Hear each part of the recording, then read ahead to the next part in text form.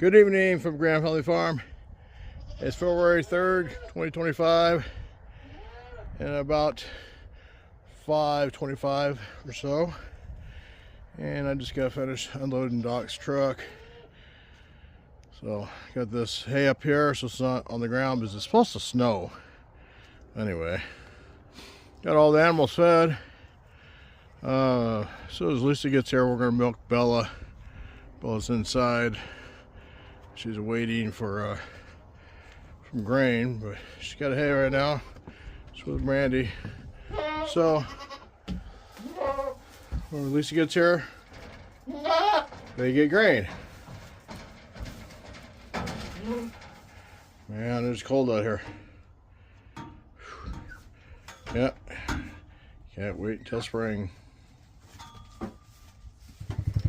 Well, I got 2 eggs today.